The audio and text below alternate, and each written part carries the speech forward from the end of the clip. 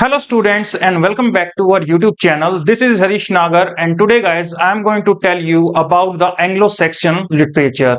First of all, I would like to tell you that this course is made not only for Haryana Public Service Commission exam but also it is more helpful for if you are preparing for UGC NET exam and if you are going to prepare for DSSB exam and many other exam in which English is compulsory or necessary. So this is literature part. Grammar part I have already covered in the further course, but first of all I would like to tell you this is the first lecture of British literature. If you are going to prepare for UGC NET exam, then this video is really helpful for you. So students, I will teach you English plus Hindi language so that you can understand these concept very easily, because there are so many students from Haryana and from other parts of India. They are very comfortable in Hindi language, so I will mix Hindi plus English language so that you can understand all the concept very easily. So जो हमारे पहला lecture है students, ये है हमारा introduction to Anglo section period. What do mean by Anglo section period? First question is what do mean by Anglo section. अगर मैं इसको कंपेयर करूं आपको हड़प्पा सभ्यता से, देखो मैं आपको इस तरीके से सिखाने की कोशिश करूंगा जिससे आपको सभी कॉन्सेप्ट अच्छे से क्लियर हो. आपने इंडियन हिस्ट्री पढ़ी है और इंडियन हिस्ट्री में आपने हड़प्पा सभ्यता को अच्छे से पढ़ा होगा. उस हड़प्पा सभ्यता में हमने क्या पढ़ा है कि पहले वहां पे कुछ लोग रहते थे, ठीक है, मूल निवासी रहते थे वहां पर, और वहां पे फिर आर्यंस ने अटैक किया और फिर अपनी खुद की सभ्यता, वैदिक सभ्यता का निर्माण किया. वैसे ही अगर हम ब्रिटिश की बात करें, ब्रिटेन की बात करें, इंग्लैंड की बात करें, तो वहां पे कुछ लोग रहते थे और उन लोगों को क्या कहलाते थे? नेटिव ब्रिटोन्स. और उनकी जाति थी सेल्ट्स. सेल्ट्स जाति के लोग ब्रिटेन में रहते थे, ठीक है. अब सेल्ट्स जाति के लोग ये नॉर्मल थे, मतलब ये लड़ाई झगड़ों में ज्यादा इंटरेस्टेड नहीं थे. अब यहां पे क्या हुआ, पहला हमला होता है. मैं डायरेक्ट आपको जो मेन पॉइंट है इंग्लिश लिटरेचर के वही डिस्कस करूंगा. तो जो पहला पॉइंट होता है, यहां पे अटैक किया एंग्लो सेक्शन पीपल ने. Anglo Saxon, who are these Anglo Saxon people? These people are 3 Germanic tribes. अब now the question comes, who are these Germanic 3 tribes? तो ये 3 जर्मन साइड के ट्राइब्स थी, मतलब जातियां थी, और ये जो तीनों जातियां थी वो उनके नाम क्या थे? These are the Angles, Saxons and Jutes. Remember this thing guys. First of all, Celts people are living in Britain. Then Anglo-Saxon people came. These are the 3 Germanic tribes who attack on Britain and started living there. And who are these Germanic tribes? These are Angles, Saxons and Jutes. And from here, if you look at the Angles, so remember, angle को अगर हम देखें तो ये क्या होता है? एक एंगल, जैसे हमने मैथमेटिक्स में पढ़ा है ना एंगल. जो एंगल रहते हैं, जिस लैंड पे रहते हैं, LAND मींस जिस धरती पे रहते हैं, एंगल्स लैंड कहलाया. और आगे चल के इसी का क्या नाम पड़ गया? इसी को कहने लगे इंग्लैंड. तो ये जो इंग्लैंड नाम है, ये किसके नाम से पड़ा हुआ है? ये जो एंगल्स ट्राइब थी उनके नाम से इंग्लैंड नाम पड़ा है, ठीक है. अब ये जो एंग्लो सेक्शन लिटरेचर है, हम इसमें साहित्य की बात करेंगे, कौन कौन से वर्क आए हैं इसमें. तो एंग्लो सेक्शन पीरियड के अंदर ही हम एंग्लो सेक्शन लिटरेचर को पढ़ते हैं. अब ये अगर हम इंग्लिश की बात करें तो जो पहली जो इंग्लिश लैंग्वेज थी वो उसका निर्माण कैसे हुआ? वो यहीं से निर्माण हुआ, एंग्लो सेक्शन पीरियड से. और इसी को एंग्लो सेक्शन लिटरेचर को हम ओल्ड इंग्लिश लिटरेचर भी बोलते हैं.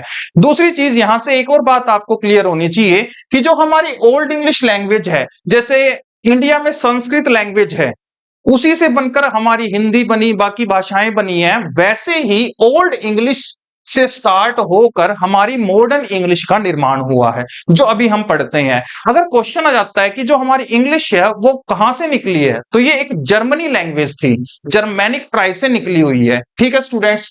Now we will discuss about the Anglo-Saxon people. So remember this thing guys, that Anglo-Saxon people are the people who follow pagan religion. Anglo Saxon people वो लोग थे जो pagan religion को मानते थे. अब ये पेगन रिलीजन क्या होता है? इसमें क्या होता है कि they will worship sky, they will worship trees, they will worship everything related to nature. वो सारी चीजें जो नेचर से रिलेटेड होती हैं उन सभी की वो पूजा करते थे। जैसे अगर हम हड़प्पा सभ्यता की बात करें तो हड़प्पा सभ्यता के लोग क्या करते थे, वो धरती की, आसमान की, इनकी पूजा करते थे, मतलब मूर्ति पूजा नहीं थी। लेकिन जैसे ही आर्यन ने अटैक किया और उसके बाद फिर वैदिक सभ्यता आई तो उसमें वहां पे मूर्ति पूजा भी स्टार्ट होगी, सब चीजें स्टार्ट होगी। वैसे ही जो ये थे एंग्लो सैक्सन पीपल, ये पेगन रिलीजन को मानते थे। अब हुआ क्या, बाद में इन्होंने क्रिश्चियनिटी को फॉलो करना स्टार्ट कर दिया। Why why they will started follow Christianity, because in 597 AD, 597 AD में एक इंसान आया था, एक सेंट आया था, सेंट अगस्टीन, और उसने क्रिश्चियनिटी को फॉलो कर लिया था। ठीक है, उसने सभी को मतलब कन्वर्ट कर दिया था क्रिश्चियनिटी में, जो भी यहाँ के राजा थे। ठीक है, तो इस प्रकार से एंग्लो सैक्सन पीपल क्रिश्चियनिटी को फॉलो करने लग गए थे। ठीक है students, now we will discuss about the literary characteristic of section period. यहाँ पे क्योंकि हम ब्रिटिश लिटरेचर को पढ़ते हैं, ये तो हो गया इसका नॉर्मल सा बैकग्राउंड। अब यहाँ पे कौन कौन से लिटरेचर लिखता था, किस टाइप की पोइट्री यहाँ पे प्रोड्यूस होती थी, उसके बारे में हम डिस्कस करते हैं। सो लिटरेरी कैरेक्टरिस्टिक में सबसे पहला क्या है, फाउंडेशन ऑफ मॉडर्न इंग्लिश। अब ये तो बात मैं पहले ही बता चुका हूं कि जो ओल्ड इंग्लिश थी यहीं से बन करके, तोड़ मरोड़ करके हमारी मॉडर्न इंग्लिश बनी है। तो ये जो मॉडर्न इंग्लिश है इसका फाउंडेशन क्या है, ये वाली ओल्ड इंग्लिश है। अच्छा, ये जो ओल्ड इंग्लिश लैंग्वेज है ये बनी कैसे है, ये बनी है सबसे पहले तो ओल्ड इंग्लिश का अगर हम बात करें तो ये है नेटिव ब्रिटोन। जो ब्रिटोन के लोग थे वहां पे नेटिव लैंग्वेज बोलते थे, वो इंक्लूडेड है उसमें। फिर जर्मेनिक ट्राइबल टंग इंक्लूडेड है। इसको मैं आपको ऐसे समझाता हूं, क्रॉस फर्टिलाइजेशन, आगे हम इस कॉन्सेप्ट को भी डिस्कस करेंगे। अगर हम इंडिया की बात करें तो इंडिया में अंग्रेज आए, इंडिया में मुगल आए, इंडिया में आर्यंस आए, और वहां पे हड़प्पा सभ्यता भी रहती थी। तो वहां पे कुछ वर्ड हड़प्पा सभ्यता के लिए गए, कुछ वर्ड आर्यंस वैदिक सभ्यता के लिए गए, कुछ वर्ड इंग्लिश के लिए गए, कुछ वर्ड्स मुगल टाइम के लिए गए। तो वहां से मिक्स करके एक लैंग्वेज का निर्माण हुआ। ठीक है, जो आज हम नॉर्मली बोलते हैं। जैसे अगर हम रेलगाड़ी बोलते हैं तो रेल क्या हो गया, एक हिंदी वर्ड मान लो रेल है, और ना गाड़ी तो हिंदी वर्ड हो गया, और इंग्लिश वर्ड क्या है, रेल। तो दोनों मिक्सचर हो गए, मिक्स करके ही लैंग्वेज बनी है। ऐसे ही जो ओल्ड इंग्लिश है इसमें बहुत सारी लैंग्वेज मिक्स हुई। आगे चल के जैसे जैसे अटैक बढ़ते जाएंगे वैसे वैसे उसमें नई नई लैंग्वेज ऐड होती जाएंगी। जैसे फ्रेंच का भी इसमें आएगा, इंक्लूड हो जाएगा, ऐसे ऐसे करके बहुत सारी लैंग्वेज बनी। तो जो लास्ट जो लैंग्वेज बनी वो थी मॉडर्न इंग्लिश। तो इसका फाउंडेशन क्या है, ओल्ड इंग्लिश है। इस दौरान इसके जो, if we talk about the Anglo-Saxon period, during that time you should remember that poetry is prominent. Poetry जो थी वो बहुत ज्यादा फेमस थी। जैसे अगर हम संस्कृत की बात करें, जैसे हम महाभारत की बात करें, जैसे हम रामायण की बात करें, तुलसीदास, वेद व्यास, ये कैसे लिखते थे, how they write in shlokas, in hymns. They never speak in normal language, they everything write down in their hymns and shlokas. So उस टाइम पे भी क्या होता था, जो पोइट्री थी वो प्रोमिनेंट थी और वो श्लोक के रूप में लिखी जाती थी, पोइट्री के रूप में भी ही अपनी बात कन्वे की जाती थी। अब वहां पे उस दौरान जब पोइट्री एक दूसरे को मतलब कन्वे की जाती थी, वो कैसे कन्वे जाती, क्योंकि उस टाइम रिटर्न फॉर्म नहीं थी, तो वो ओरली कन्वे करते थे। जैसे अगर हम बात करें, हमारे जो नाना है, दादा है, उनसे हमें कुछ कहानियां सुनने को मिलती हैं, वो कहानियां हमें ओरली सुनने को मिलती हैं। ठीक है, और रिटर्न फॉर्म में नहीं है वो कहानियां। तो उस टाइम पे जो पोइट्री होती थी वो कैसी होती थी, वो ओरली कन्वे होती थी, एक दूसरे से कन्वे होती थी। इसके लिए है ना, हमारे लिटरेचर में एक वर्ड है बैलेड। ठीक है, ये एक लिरिक पोइट्री होती है जिसमें हम पुराने जैसे ओल्ड टाइम के फॉल्स जो होते हैं, जो गीत, गडरिये के गीत होते हैं, इन टाइप को हम ओरली कन्वे करते हैं। ठीक है, तो अभी के लिए इतना ही समझो। उस टाइम पे पोइट्री प्रोमिनेंट थी और जो ओरली एक दूसरे को भेजी जाती थी, मतलब दादा ने अपने पोते को सिखा दी, पोते ने आगे चल के किसी और को सुना दी, ऐसे ऐसे चलती थी। लेकिन रिटर्न फॉर्म में कब आई, रिटर्न फॉर्म में आने लगी 733 एडी, इससे पहले रिकॉर्ड नहीं रखा जाता था। ठीक है, इंडिया की भी अगर हम बात करें तो जो अंग्रेज आए थे ना, वो ही रिकॉर्ड रखना स्टार्ट कर रहे थे, उससे पहले कोई ज्यादा रिकॉर्ड नहीं रखते थे, क्योंकि पोइट्री ही प्रोमिनेंट थी। सो उस टाइम पे जो पोइट होते थे वो हर मतलब राजाओं की उनके फेमस गीत गाया करते थे, उनकी तारीफ किया जा करते थे, और उनके लिए एक वर्ड यूज होता था, पोइट के लिए एक वर्ड यूज होता था, उस वर्ड को हम बोलते थे स्कूप। पोइट्स के लिए एक वर्ड यूज होता था scoop. And what they discuss, वो क्या डिस्कस करते थे, they will talk about the social and cultural values.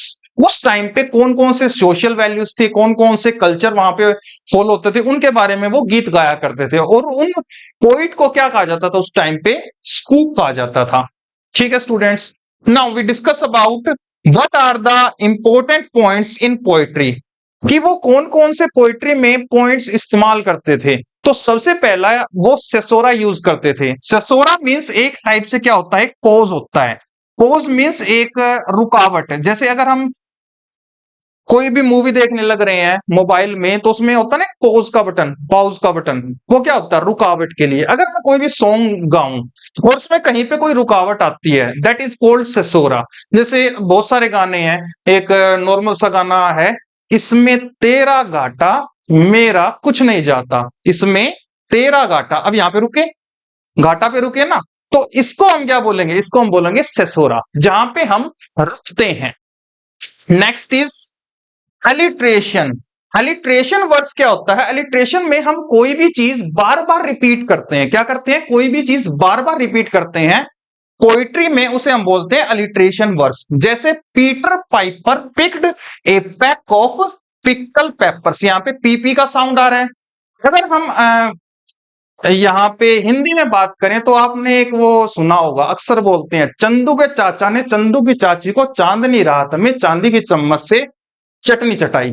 ठीक है, तो इस टाइप में जो चेचे का साउंड है ना, ये क्या है, ये अलिटरेटिव वर्स है। ठीक है, या अगर हम एक और बात करें, नंदू के नाना ने नंदू की नानी को नंदन करके नीम के नीचे नटखट नागिन का नाच नचाया, ये क्या है, ये हमारा अलिटरेटिव वर्स है।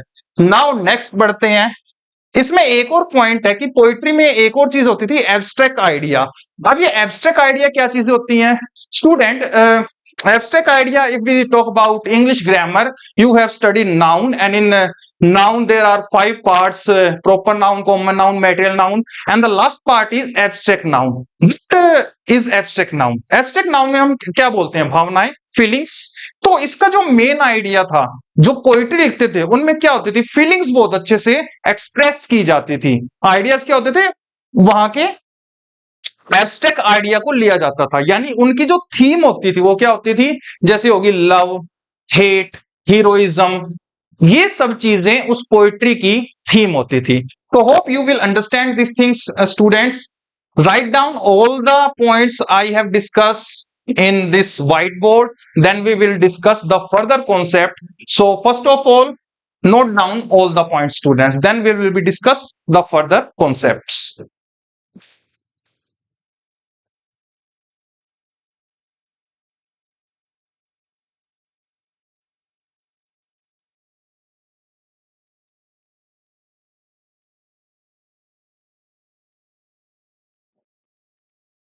Now, students, here I'm going to talk about the important works of Anglo-Saxon period. So, first of all, student, I have divided these works in 3 parts. You already know that poetry is prominent during the time of Anglo-Saxon period, and these poetry are 3 types. The first type is poetry is heroic poetry. The second type of poetry is lyric poetry. Lyric means जिसमें थोड़ा सा गीत में गाए जाते हैं, ठीक है, संगीत टाइप में. The next is Christian poetry. You have already understand what kind of poetry is Christian poetry. Christian poetry are those poetry in which Christianity is publicly, Christianity is spreaded during these poetry, that is called the Christian poetry. Lyric poetry are that kind of poetry where songs and hymns are singing, and the heroic poetry also talk about the heroism, love, fight, war. All these things are included in heroic poetry. Now we are going to discuss about the first heroic poetry, and already everybody knows who are studying for English literature. The first is Beowulf. इस Beowulf poetry की अगर हम बात करें तो मैं आपको हिंदी में बता देता हूं, जो पोइट्री है उसको तीन भागों में डिवाइड किया है, हीरोइक पोइट्री, लिरिक पोइट्री और क्रिश्चियन पोइट्री। एंग्लो सेक्शन के टाइम पे तीन टाइप की पोइट्री होती थी, और उसमें जो हीरोइक पोइट्री है उसमें से जो पहला वर्क है वो है बेवुल्फ का। बेवुल्फ के बारे में मैं आपको स्टोरी बता देता हूं। बेवुल्फ नाम का एक मतलब जाबाज हीरो होता है। इससे पहले हम एक बार है ना थोड़ा सा इनके बारे में समझते हैं। एक राजा था हर्थगर, ये रहा किंग हर्थगर, ठीक है, और इसकी वाइफ थी, और इनके पास अपना पार्टी और इंजॉयमेंट के लिए, मतलब कि अपना हर शनिवार को ये पार्टी करते थे, ड्रिंक करते थे। इन्होंने एक हॉल लिया था और उसका नाम था ग्रेट हॉल, ठीक है। और हर शनिवार को क्या करते, किंग हर्थगोर अपनी वाइफ के साथ और अपने जितने भी साथी यार प्यारे होते थे उनके साथ अपना हर शनिवार को या हर रोज शाम को शराब पार्टी करते थे और डीजे बजाते थे। अब ऐसा होने के बाद वहां पे, जैसे ऊपर तो हो गया ये हॉल, अब उस हॉल के नजदीक ही एक लेक थी, ठीक है, और उस लेक के पानी में एक मॉन्स्टर रहता था। मॉन्स्टर में से एक राक्षस रहता था और उस राक्षस का नाम था ग्रैंडल, ठीक है। अब डेली ये अपना डीजे बजाए रख दे भाई। अब डीजे बजाते तो फिर ग्रैंडल रात की नींद खराब हो जाती इसकी, फिर इसका छो उठ गया एक दिन, नो बोला मैं समारूंगा इन्होंने।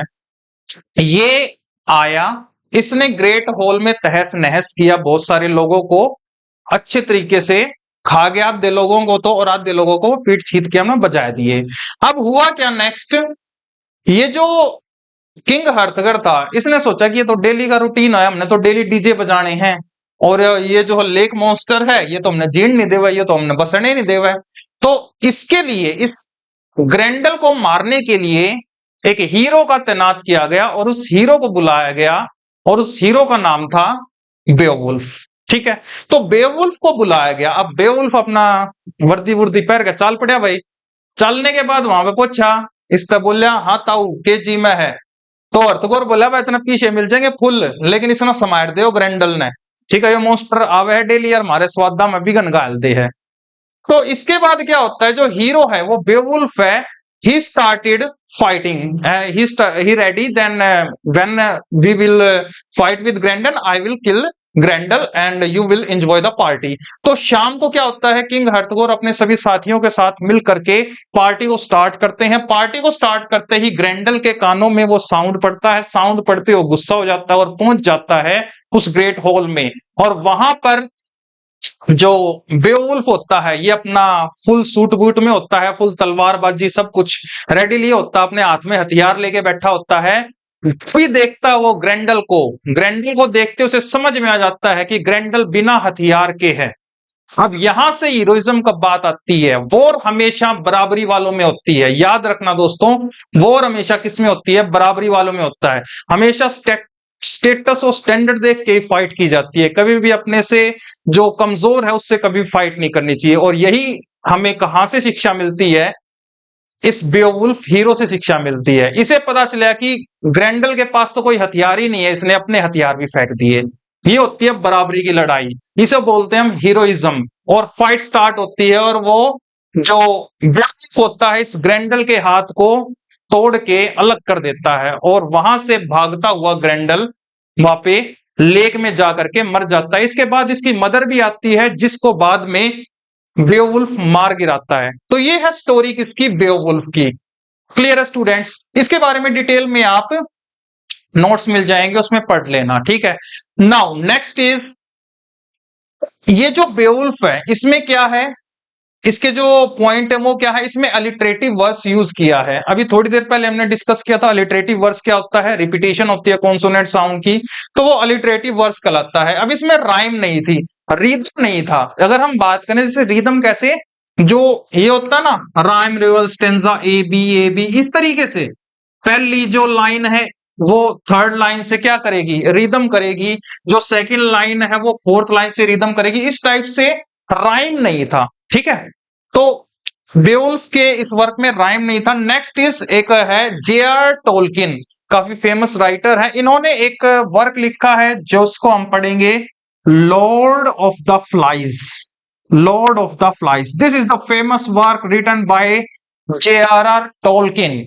इन्होंने एक ऐसे लिखा है और उस ऐसे का नाम है Beowulf the monster and the critics. ये लिखा उन्होंने 1926 में, और इसके अंदर इन्होंने बेवुल्फ को एक्चुअल में एक ट्रांसलेशन दी है, इन्होंने एक तरीके से ट्रांसलेट किया है। और एक्चुअल में ये जो ऐसे है ये एक लेक्चर था जिसके अंदर उन्होंने अपने स्टूडेंट्स को बताया था। J.R. टोल्किन उनका नाम है। इनका फेमस ऐसे है Lord of the flies.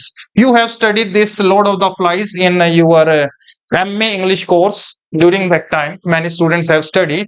Now the next is William Morris. William Morris has also translate and wrote a work Translation Beowulf 1895 में रिटर्न हुआ था। और इसके इन दोनों के वर्क के सोर्स क्या हैं? इन दोनों वर्क के सोर्स हैं Beowulf. Now students note down all the points, then we will discuss about the heroic poetry, next heroic poetry, then we will discuss about the lyric poetry, then we will discuss about the Christian poetry. So note down all these points, students.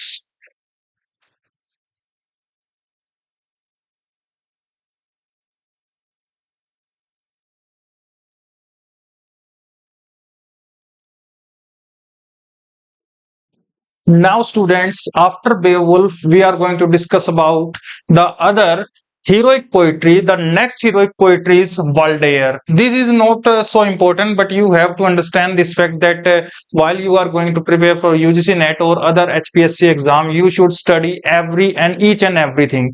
So the next heroic poetry is Waldair. It is talk about the Walter of Valentine and Hildegard. They are the lovers couple, and they have stole the treasure, and the court case has will discuss in court of Atala. तो होता क्या है, ये Waldeyer जो है ये एक्वेंटाइन जो है ये एक पोस्ट है, ठीक है। वाल्टर ऑफ एक्वेंटाइन है। एक्वेंटाइन एक्चुअल में एक जगह है, ये एक प्लेस है, और वाल्टर है ये एक पोस्ट है, ठीक है। तो वाल्टर ऑफ एक्वेंटाइन इंसान होता है, और हिल्डेगीत ये इनकी लव स्टोरी है। ये क्या करते हैं, ये ट्रेजर को स्टील करते हैं। कोर्ट ऑफ एटला में इनका कोर्ट केस होता है, और एक बरगंडी नाम से किंग भी होता है। तो उनकी स्टोरी इसमें बताई गई है वाल्डेयर में। Next is fight as Finnsburg. इसमें एक लड़ाई के बारे में बताया गया है, जिसमें हनीफ होते हैं और उसके कुछ दोस्त होते हैं, 60 होते हैं कुछ लोग, जो क्या करते हैं, फोर्ट को, फाइंस फोर्ट को बचाने की कोशिश करते हैं। That is the work fight eight फिंसबर्ग। Next work is Vidsit. In this work, poet or scoop talk about the people, kings, hero, and their deeds, what they have done during the time of heroic age of Northern Europe. तो northern Europe के time पे जो heroic as थी, उस time पे कुछ heroes, Kings और उनके जो क्या क्या उन्होंने काम किए हैं, उन सभी के बारे में इसके अंदर डिस्कस किया गया है विडसित के अंदर। इसके अंदर कुछ पोइट्स होते हैं जिनको हम स्कूप बोलते हैं, उस टाइम पे स्कूप बोला जाता था पोइट को। वो किंग, हीरोज और पीपल, इनके बारे में डिस्कस करते हैं। कौन से टाइम के हीरोज, किंग के बारे में? Heroic age of northern Europe. Northern Europe के हीरोइक एज जो टाइम चल रहा था, उस टाइम पे ये जो किंग्स थे ये किस किस प्रकार की डीड्स करते थे। तो ये हमारी हीरोइक पोएट्री होगी। इसके बाद students note down all these points, then we will be discuss about the lyric poetry.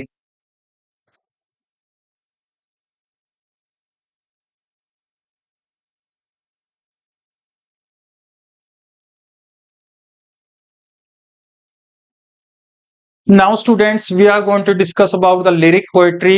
The first lyric poetry is Wanderer.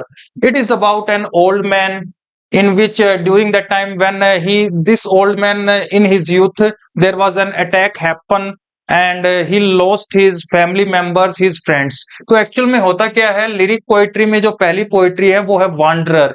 और इस वांडरर का मीनिंग क्या होता है? घुमंतु, जो इधर उधर घूमता हो, ठीक है, घुमंतु।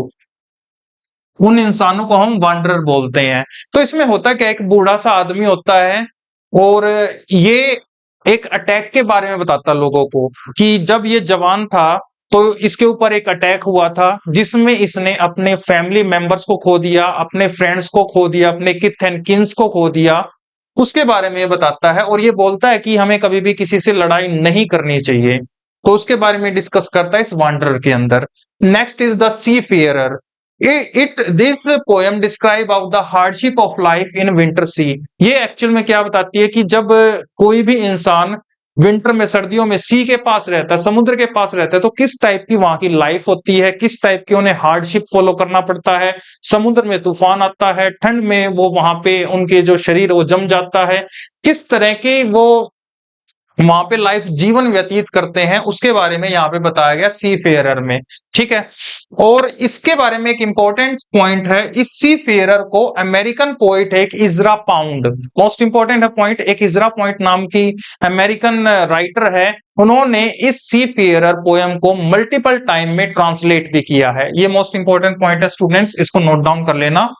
The next work is the wife lament और we can say the wife's complaint। इसमें एक वाइफ के दुख को दिखाया गया है, उसकी तकलीफ को दिखाया गया है।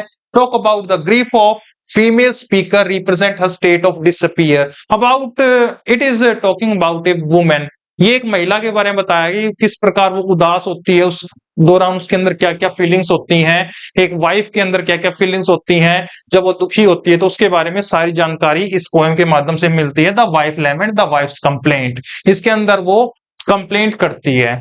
The next work is Deor laments. Actual में ड्योर्स लेमेंट का मीनिंग क्या होता है? दुख, पीड़ा, संकट। ठीक है, ड्योर्स लेमेंट एक्चुअल में ये क्या बताता है, इसमें एक ड्योर नाम का सिंगर होता है और ये एक जगह पे गीत गा रहा होता है, लेकिन जो इसका लॉर्ड होता है, यानी जो उसके ऊपर जो इसको ऑर्डर देता है, वो इसको वहां से बैनिश कर देता है, निकाल देता है।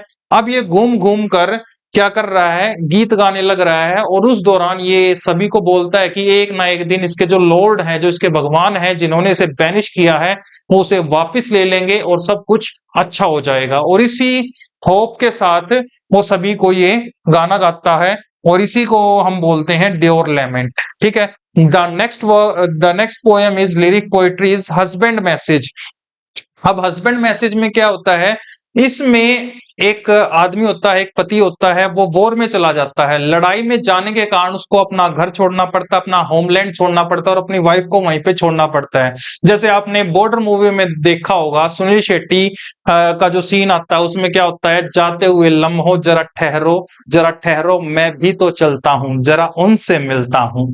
तो उस सॉन्ग के थ्रू जो रिप्रेजेंट किया जा रहा है, वो सॉन्ग क्या रिप्रेजेंट कर रहा है, अब वो जो है वहां पे जाने के बाद वार में जाने वाला है, तो उस सिचुएशन को समझना ये वही है। अब वार में जाने के बाद एक और गीत आता, आपने बॉर्डर मूवी में देखा होगा, संदेश से आते हैं हमें तड़पाते हैं। तो ये जो सॉन्ग है, वही सॉन्ग यहाँ पे अप्लाई करके देखो, वहां पे वॉर में है हस्बैंड, और वो एक लेटर लिखता है, उस पे मतलब लकड़ी पे लेटर लिखता है, तो इस सिचुएशन को समझना, वही सिचुएशन यहाँ पे बता रहा है हस्बैंड मैसेज। वहां से जो हस्बैंड है वो मैसेज भेजता है अबाउट ए मैन, एक आदमी के बारे में बता रखा है जो वॉर में, जो लड़ाई में गया हुआ है, अपने घर को और अपनी वाइफ को छोड़ करके, इसके बारे में इंफॉर्मेशन है।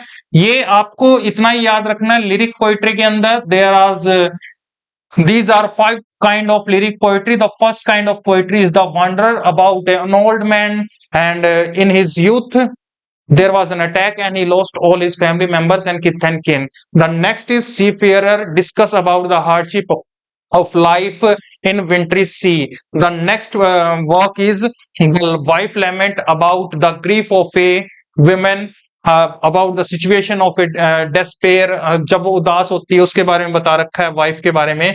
The next work is Deor lament, about a man Deor and his lord has banish him and he is singing door to door. The next work is husband message, about a man who goes to war during the war he wrote some letter to his wife and he has you know leave his homeland because of the war। All these things are discussed in this poem husband message। Now student, write down all these things, then we will discuss about the Christian poetry, then we will be complete this lecture, and then we will be discuss the further concept। So write down all these things students।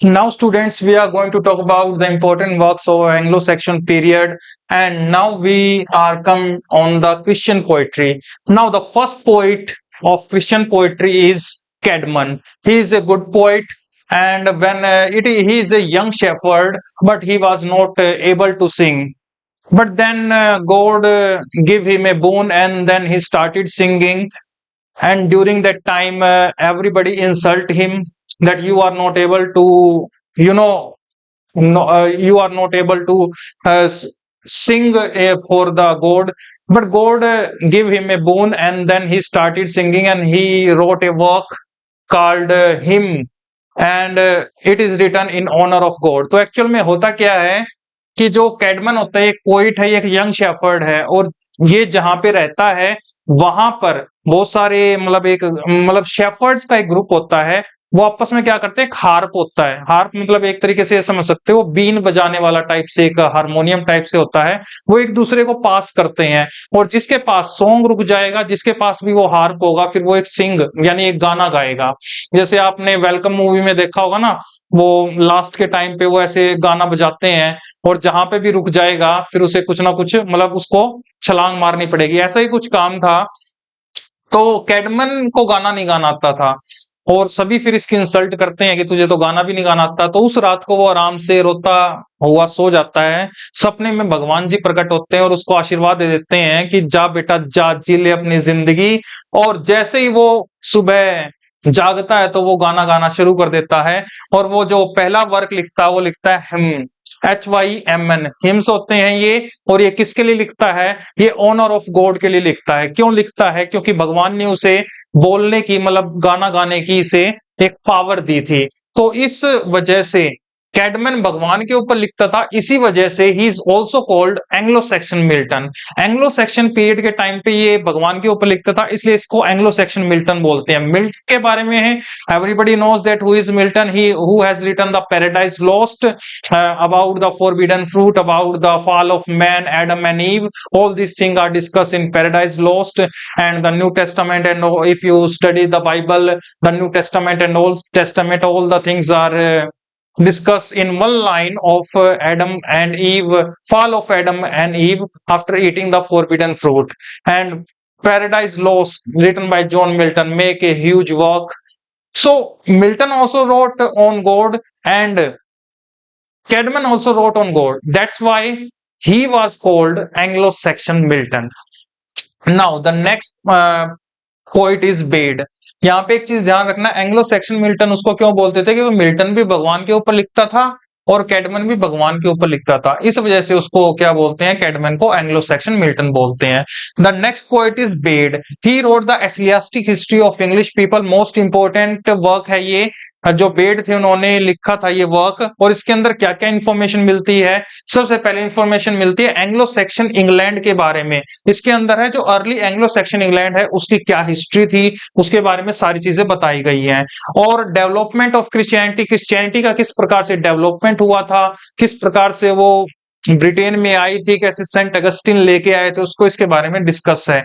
दूसरा, life of Cadman. Cadman कौन, ये वाला poet, इसके बारे में भी discuss है किसमें, एसियास्टिक हिस्ट्री ऑफ इंग्लिश पीपल। बहुत ज्यादा इंपॉर्टेंट सोर्स है ये। जब हम आगे फर्दर मतलब फर्दर राइटर्स को पढ़ेंगे उनमें कई बार जिक्र आएगा कि उन्होंने सोर्स लिया है ecclesiastical history of English people से।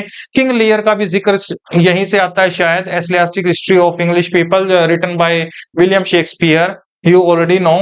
And one more thing, you should understand this thing that the Asiatic history of English people, this work is written in Latin language, but later it is translated in English language by Alfred the Great. And who is Alfred the Great? Alfred the Great is the king of Anglo-Saxon. You should write down that Alfred the Great, the famous king of Anglo-Saxon, Anglo-Saxon king.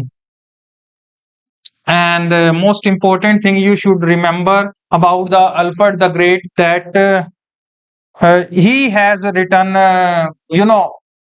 the Chronicle, Anglo-Saxon Chronicle, Anglo-Saxon Chronicle। 300 साल तक इन्होंने एक Anglo Saxon Chronicle भी चलाई थी Alfred the great ने। English के मतलब प्रसिद्ध करने के लिए, इंग्लिश लैंग्वेज को प्रसिद्ध करने में अल्फ्रेड द ग्रेट का काफी योगदान रहा है। So students, write down all these points, then we will be discuss the next facts and concept of about the Anglo-Saxon period. So note down all these things, students.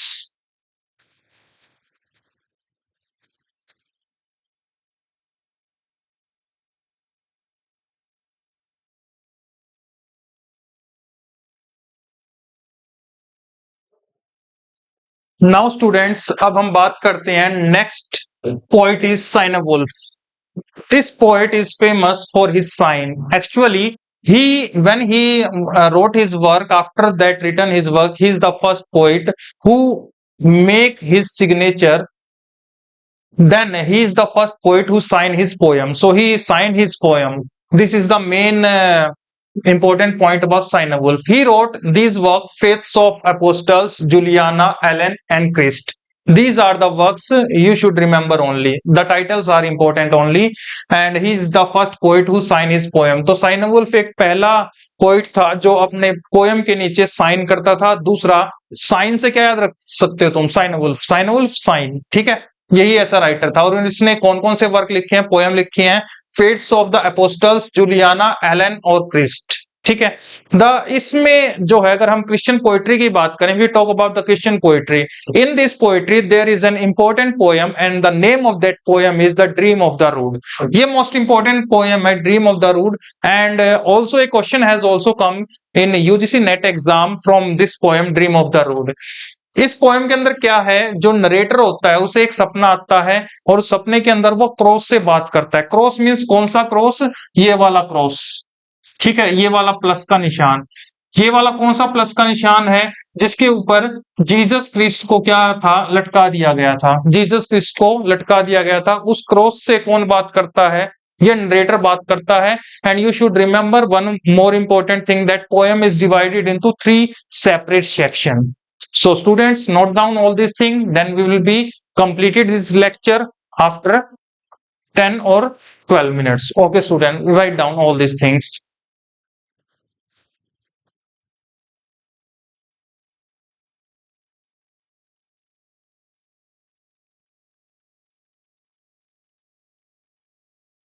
Now students, we are going to talk about the Anglo-Saxon prose. What are the difference between the poetry and the prose?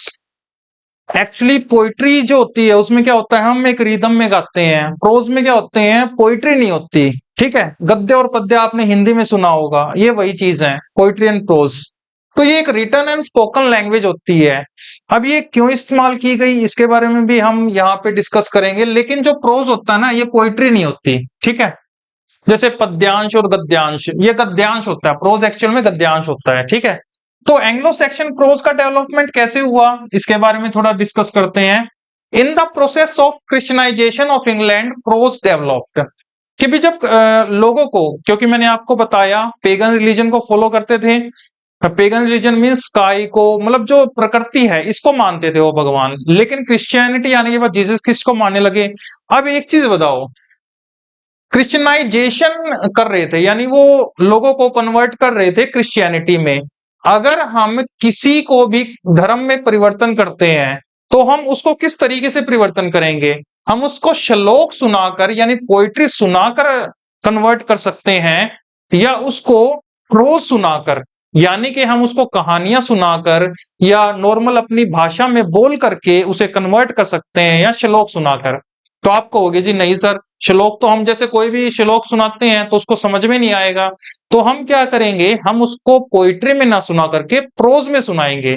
हम कोई भी चीज अगर हम बोलना चाहते हैं, किसी को कुछ चीज सिखाना चाहते हैं, मान लो मैं आपको इंग्लिश सिखाना चाहता हूं, तो मैं पोइट्री में सिखाऊंगा या प्रोज में सिखाऊंगा? मैं आपको normal language, written language, spoken language में सिखाऊंगा या फिर शायरी में सुना के सुनाऊंगा? मैं आपको नॉर्मल स्पोकन लैंग्वेज में ही इंग्लिश सिखाऊंगा। तो वही काम है इसका भी। जब वो क्रिश्चियनाइजेशन कर रहे थे इंग्लैंड को, उस दौरान प्रोज का डेवलपमेंट हुआ, ठीक है। और ये हम डिस्कस कर चुके हैं कि सेंट अगस्टिन आया था, उसने इनको क्रिश्चियन में कन्वर्ट कर दिया था। इसको एक चीज समझना, किंग अल्फ्रेड द ग्रेट, इसने मोस्ट इंपोर्टेंट कंट्रीब्यूशन दिया था एंग्लो सैक्सन प्रोज के डेवलपमेंट में। क्योंकि जब तक कि राजा नहीं कहेगा ना कि भाई इसको प्रसार करो क्रिश्चियनिटी को, तब तक वहां के जो मिशनरीज थे वो उसको प्रचार प्रसार नहीं कर सकते। यानी राजा का बहुत ज्यादा इंपॉर्टेंट योगदान रहता है। तो एंग्लो सेक्शन में जो जो किंग अल्फ्रेड थे, किंग अल्फ्रेड द ग्रेट थे, इन्होंने ही इसमें काफी कंट्रीब्यूशन किया, काफी पैसा भी लगाया। इन्होंने एक क्रॉनिकल भी इस मतलब चालू की थी, पीरियोडिकल क्रॉनिकल, जो पीरियड के हिसाब से आती रहती है, एंग्लो सेक्शन क्रॉनिकल। और ये जो पीरियोडिकल है, ये एक मैगजीन लगा लो, ये 300 साल तक चलती रही थी। और इसमें किसके बारे में बताया गया है? एंग्लो सेक्शन हिस्ट्री के बारे में जिक्र किया गया, इसके अंदर इंफॉर्मेशन दी गई है। दूसरी इंपॉर्टेंट चीज जो किंग अल्फ्रेड के बारे में है, इन्होंने इनकरेज किया एजुकेशन को, कि एजुकेशन जो होती है वो इंपॉर्टेंट चीज है, वो स्प्रेड की इन्होंने। इसके अलावा उन्होंने इंग्लिश लैंग्वेज में बहुत ज्यादा वर्क किया। Even he says that you should speak in English, you should write down everything in English language. So king Alfred the great has contributed not only in education, then he says that you should everything use in English language, in written English, and when you are speaking in English you should speak in English language. So English के development में king Alfred का बहुत ज्यादा योगदान रहा था। So this is the first lecture about the history of Anglo-Saxon period, and during this time what kind of people live there, and what kind of poetry, and what how many types of characteristic of this poetry, how many types of poetry, lyric poetry, heroic poetry, Christian poetry, all these things are included in this lecture. And the name of that lecture is Introduction to Anglo-Saxon Literature. So hope you will, all the students, enjoy this lecture. If you like my video, kindly share with your friends. Thank you guys. Happy learning.